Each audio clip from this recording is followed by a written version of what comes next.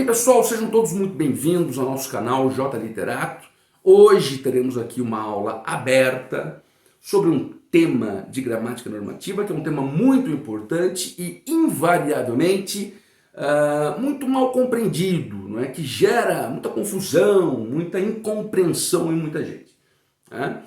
É claro que esta aula é destinada a todos que desejam uma compreensão maior da língua, para se escrever melhor, para compreender melhor as estruturas de nossa belíssima língua e, sobretudo, para aqueles que precisam especificamente dessa compreensão, seja aí para um concurso, por uma prova, seja para compreender melhor a matéria lá para o colégio, para a faculdade, etc.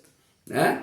Nós vamos falar, portanto, nesta aula aberta sobre colocação pronominal. Né? Vocês certamente já ouviram, né, os famigeradíssimos termos aí, próclise, mesóclise e ênclise, que são os termos, né, que nós utilizamos para determinar a colocação do pronome oblíquo átono em relação ao verbo.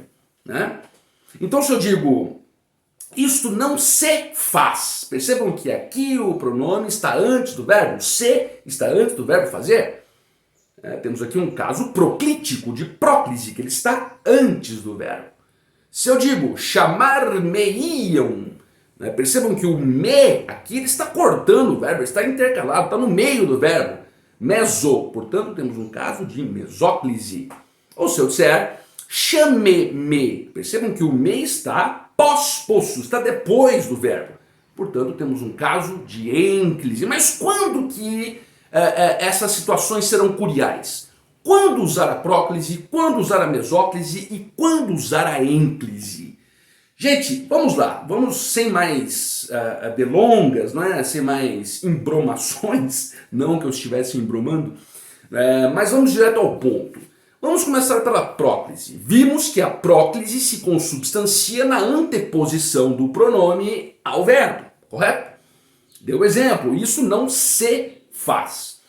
Quando utilizarmos isso, eu vou passar alguns casos, eu não vou passar todos os casos, né, porque isso seria praticamente impossível.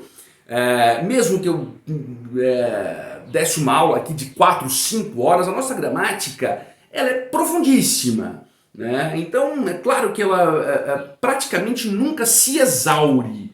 Né? Então eu vou passar aqui alguns casos de próclise, talvez os mais importantes, que tenho certeza que vai ser, eu posso dizer, até o suficiente para você compreender bem o negócio. Tá? Então, quando usar a próclise, quando colocar este pronome oblíquo átono antes do verbo? O primeiro caso de próclise, que talvez seja o mais conhecido, é quando a palavra que antecede o verbo for uma palavra de ordem negativa. Quando ela remeter a uma ideia de negação. Ah, Jota, então é só o não? Não, não é só o não. Muitas palavras remetem à ideia de negação. Não, nunca, jamais, né, e etc. Então vejam bem, quando na sua oração uma palavra negativa anteceder o verbo, você obrigatoriamente terá de valer-se da próclise. Você terá que colocar o pronome antes do verbo. Vamos aqui exemplificar? Peguei alguns exemplos aqui. Vamos lá. Veja bem. Não o maltratei. Né? Eu não posso dizer não maltratei-o. Eu tenho que dizer não o maltratei. Percebam que o pronome aqui está antes do maltratar, do verbo maltratar. Por quê? Porque a palavra que antecede o verbo é o não, é uma palavra negativa clássica, né? Então eu não posso dizer não maltratei-o, eu não posso usar a ênclise aqui, eu tenho que usar a próclise, por conta da negatividade ideológica, por assim dizer, do termo que antecede o verbo, da palavra que antecede o verbo. Um outro exemplo interessante, olha, nunca se queixa nem se aborrece. Nunca se queixa. O verbo queixar está precedido aqui de uma palavra negativa que é o nunca. Então eu não posso dizer nunca queixa-se. Não, eu não posso usar ênclise aqui. Tem que dizer a próclise. Nunca se queixa. e nem se aborrece. A mesma coisa, o mesmo raciocínio. Estão percebendo? Esse primeiro caso de próclise, mais um exemplo aqui, nada a perturba. Percebam que nada é uma palavra de ordem negativa e, portanto, o pronome oblíquo deve ser antecedido ao verbo. Não é nada perturba a. Totalmente errado. Nada a perturba. Então este é o primeiro caso. Se vocês estiverem notando, anote. Palavras de ordem negativa, elas vão sempre induzir a próclise. É uma palavra atrativa, você pode chamar isso também. Ela atrai a próclise, tá bom? Vamos para um segundo caso de próclise que também é muito importante. Quando antecedido ao verbo nós tivermos conjunções subordinativas. Aquelas conjunções que subordinam realmente a ideia ali posta. Tá, vamos exemplificar para vocês compreenderem. Olha só, peguei uns exemplos bons aqui. Olha só, quando nos viu, afastou-se. Vamos nos concentrar aqui na primeira parte da oração. Quando nos viu. Aqui o quando, em uma relação adverbial, claro, mas aqui ele funciona como uma conjunção subordinativa. Quando nos viu. Percebam que antes do verbo ver, nós temos esta palavra quando funcionando como uma conjunção subordinativa. E se isto se observa, a próclise é obrigatória. Eu não posso dizer quando viu-nos. Não. Eu tenho que dizer quando nos viu. Outro caso aqui de próclise. Portanto, primeiro caso, palavras de ordem negativa. Segundo caso, palavras que se consubstanciam em conjunções subordinativas. Vão induzir igualmente a próclise. Outro exemplo aqui no que se tange às conjunções. Quer ver?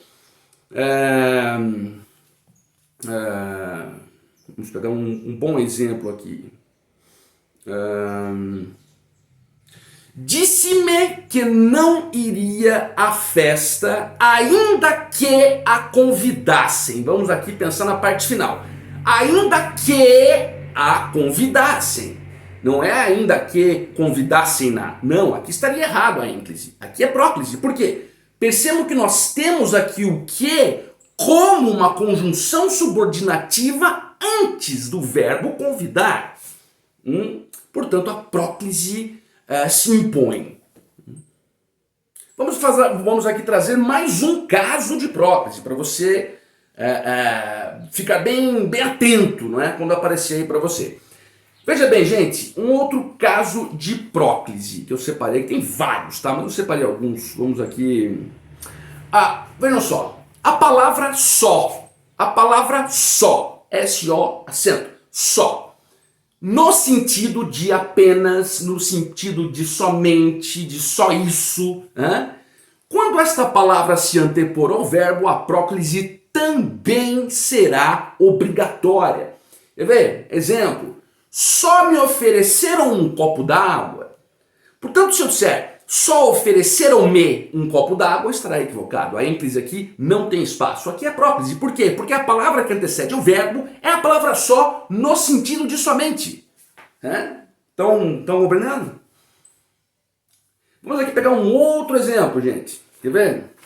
Outro exemplo não. Vamos pegar uma outra situação de próclise. Com certos advérbios. Tá? Aqui eu vou colocar como advérbios, porque eu não quero me aprofundar em muitas filigranas teóricas aqui. Vamos pegar alguns advérbios que, quando antecedidos ao verbo, reclamam próclise. Vejam bem, por exemplo, sempre me lembro dele. Percebam aqui o advérbio tempo. Sempre está antecedido ao verbo lembrar. Sempre me lembro dele. Se esse advérbio está antecedido ao verbo lembrar, eu preciso usar a próclise. Eu não posso usar aqui a ênfase, eu não posso dizer sempre lembro-me dele. Não, é sempre me lembro. Por quê? Porque há um advérbio anteposto ao verbo. A palavra que antecede o verbo é um advérbio. Então aqui a próclise será também imperativa. Quer ver uma outra situação?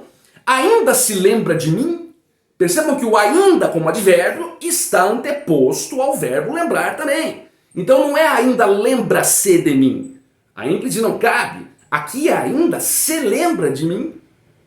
Estão conseguindo compreender? Mas esse caso muito importante de próclise. Eu quero fazer aqui, gente, neste último caso, vou parar por aqui, eu acho que eu dei 3 ou 4 casos que são muito importantes. Neste último caso dos advérbios, eu preciso fazer uma observação que é muito importante. Olha, nós sabemos que na gramática normativa nós temos muitas exceções, né? Talvez até mais exceções do que regras. Neste caso aqui dos advérbios que se antepõem ao verbo, portanto induzindo a próclise, nós temos uma exceção. Quando houver uma pausa entre este advérbio anteposto e a ideia consignada no verbo, aí você pode usar a ênclise. Calma que eu vou explicar. Vejam bem, vamos pensar na seguinte frase. Depois, vírgula, encaminhei-me para ele. Percebam que aqui que o depois ele está anteposto ao verbo encaminhar. Tudo bem. Mas há uma pausa. Depois, aqui está marcada por vírgula. Depois, vírgula, encaminhei-me para ele. Neste caso, ainda que seja um advérbio que anteceda ao verbo, nós poderemos utilizar a ênclise, né? Depois, vírgula, encaminhei-me para ele. Em regra, sempre que tivermos o advérbio, a próclise será induzida. Aqui não, no caso de pausa não. E veja que coisa interessante, esta pausa não precisa necessariamente ser marcada por vírgula. Você pode ter uma pausa de entonação. Quer ver? Olha aqui. Aqui uma nuvem escura envolveu-lhe o espírito. Percebam que o aqui, o advérbio, nesta frase, não, a vírgula não está colocada, né? Nós sabemos que é um advérbio de curta extensão, etc. e tal. Então, está sem vírgula, mas há uma pausa natural na entonação. E esta pausa natural, ainda que sem vírgula, também poderá induzir a ênclise, né? Aqui, uma nuvem escura envolveu-lhe, né? Não lhe envolveu. Aqui envolveu-lhe por conta desta pausa no advérbio aqui. Então essa é a exceção, gente. Nesse terceiro caso de próclise que eu coloquei para vocês, que é a antecedência de um advérbio, que em regra vai induzir a próclise, se houver uma pausa depois do advérbio, você poderá usar a ênclise sem nenhum problema. Tá bom? Gente, então aqui vamos encerrar a próclise, né? Dei aqui 3 casos clássicos, 3 casos importantes para você ficar atento, né? O primeiro deles é com palavras de ordem negativa. O segundo deles, eu não sei se foi nessa ordem que eu passei para vocês, mas tudo bem, vocês vão entender, né? E depois, quando uma conjunção subordinativa antecede o verbo, quando a palavra só, no sentido de somente, no sentido de apenas anteceder ao verbo, e no caso dos advérbios, exceto se houver uma pausa, tá bom? Gente, vamos passar agora aqui para a segunda situação de colocação pronominal, que é a mesóclise, né? É claro que eu sempre vou lembrar do Jânio Quadros, né? Com as suas mesóclises e até do Temer, né? Consertá-lo-ei, aquela frase clássica do Jânio também, né? Só bebo porque é líquido, se fosse sólido, comê-lo-ia, sabe? Então, o que é a mesóclise, gente? A mesóclise é a colocação do pronome no meio do verbo, né? Então, em vez de você falar me chamariam, você fala chamar-me-iam, certo? Percebam que é uma colocação pronominal muito sofisticada, muito aplicada, sobretudo aplicada na linguagem literária, na norma culta. Claro que não impede de você usar na língua falada também, não tem problema. Eu particularmente gosto muito, acho muito bonito, acho belíssimo, né? Mas sobretudo ela é utilizada na língua culta, na língua literária. 2 observações importantes. Gente, a mesóclise ela só pode ser usada no futuro do presente e no futuro do passado. São as 2 únicas formas que admitem esta colocação pronominal, né? Então, vejam bem, vamos dar um exemplo. Dir-me ao leitor que a beleza vive em si mesma, uma frase mais tarde assim. Dir-me-á, né? medirá. Perceba o futuro do presente. Então aqui você pode intercalar esse pronome fazendo aqui uma mesóclise. E também no futuro do passado. Por exemplo, dar-me-iam, me dariam, futuro do passado, dar-me-iam água para lavar as mãos. A mesóclise cabe porque ela está incidindo aqui sobre o futuro do passado. Futuro do presente e futuro do passado. Os únicos dois tempos verbais em que a mesóclise é possível, tá certo? Uma observação importante sobre a mesóclise, gente. Olha só. Eu disse que na língua falada, na língua coloquial, na língua do dia a dia, não se usa a mesóclise, né, com recorrência, né? Então nós temos a tendência natural, está tudo certo, de usarmos a próclise e não a ênclise. Eu vou explicar aqui, prestem bem atenção. Você não deve dizer, se você quer dizer dir-se-ia com mesóclise, certo? Isso na língua culta, na língua, em estilo literário, tudo bem. Se você não quiser usar este estilo na língua falada, você deve dizer se diria. Em vez de dir-se-ia, se diria. Mas nunca, prestem bem atenção, nem na língua falada, nem na escrita, nunca use a ênclise nesses casos. Nunca diria se, sempre se diria. Você não precisa usar a mesóclise dir-se-ia, né? Agora, na linguagem coloquial, você usa a próclise, né? Você diz se diria, né? Outro exemplo, quer ver? Dir-lhe-ei, lhe diria. Em vez de dizer dir-lhe-ei, numa linguagem coloquial, você diz lhe diria, mas nunca diria-lhe. Nunca substitua a mesóclise por ênclise nesse caso, sempre por próclise. Uma dica interessante para você, quando for falar, quando for se expressar, lembre-se disso, tá certo?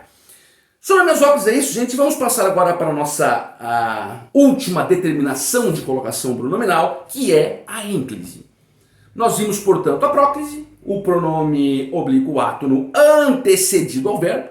Vimos a mesóclise, quando está intercalado. E agora a ênclise, quando ele está no final. Né?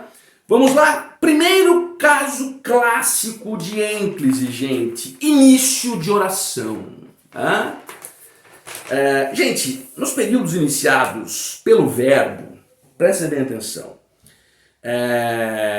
e que não seja o futuro, uma exceção, mas depois falamos disso se for o caso, nós nunca podemos utilizar o pronome como a primeira palavra da frase. Né? Então, sempre que um período, que uma oração for iniciado com verbo, a ênclise se impõe. Né? Então, veja, peguei aqui um exemplo do Raimundo Corrêa. Vai-se a primeira pomba despertada. Não é se vai, né? Eu não posso dizer se vai a primeira pomba despertada. Não, vai ser. Por quê? Porque em início de frase jamais podemos utilizar pronome oblíquo. Estão compreendendo? Qualquer oração, qualquer frase, qualquer período que você for iniciar com verbo, sempre ênclise. Nunca comece a sua frase com o pronome oblíquo. Né? Vou dizer o seguinte: me chame amanhã às 8? Não. Chame-me amanhã às 8.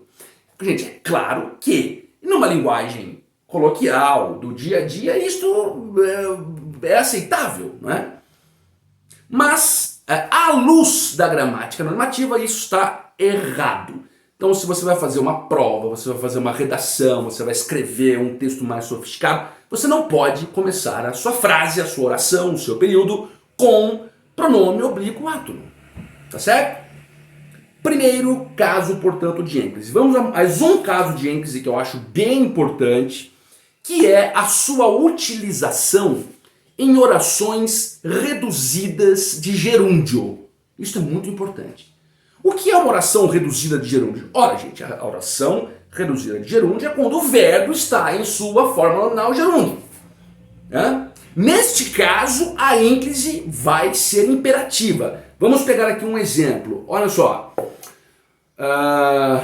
Aqui é do Visconde de Taunay. Pega uma frase boa. Veja. O anão chegara-se à inocência, uma pessoa, tomando-lhe uma das mãos.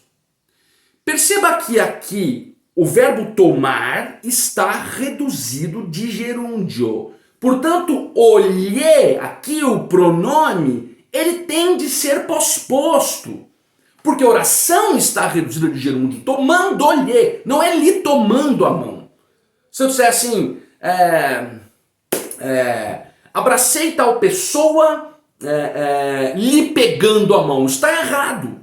Pegando-lhe a mão, porque esta oração está reduzida de gerúndio. Opa, atenção com a exceção agora aqui. Tá? Se antes deste verbo reduzido de gerúndio nós tivermos uma preposição ou a preposição expletiva em, aí muda tudo. Aí é o oposto. Aí você vai usar a próclise. Vamos exemplificar isso aqui para não ficar complicado. Primeiro vou falar de novo sobre a redução, a oração reduzida de gerúndio normal. Abracei tal pessoa pegando-lhe a mão, certo? Agora se eu disser para você assim, em se tratando de gramática, as coisas são mais profundas. Percebam que o em se tratando, nós temos aqui uma redução de gerúndio, o tratando, mas percebam que antes do verbo tratar reduzido de gerúndio, nós temos uma preposição expletiva em. Neste caso, próclise. Se tiver o em antes do verbo reduzido de gerúndio, antes da oração reduzida de gerúndio, próclise. Em se tratando, não em tratando-se. Quer dizer, não posso dizer em tratando-se de gramática as coisas são mais profundas. Não. Em se tratando de gramática, as coisas são mais profundas. E por quê? Porque a preposição expletiva está antecedendo o verbo no gerúndio. Certo? Aqui a próclise se observará. Não havendo essa preposição, toda oração reduzida de gerúndio induzirá a ênclise. Tá ok? Deixa eu ver se tem mais alguma coisa.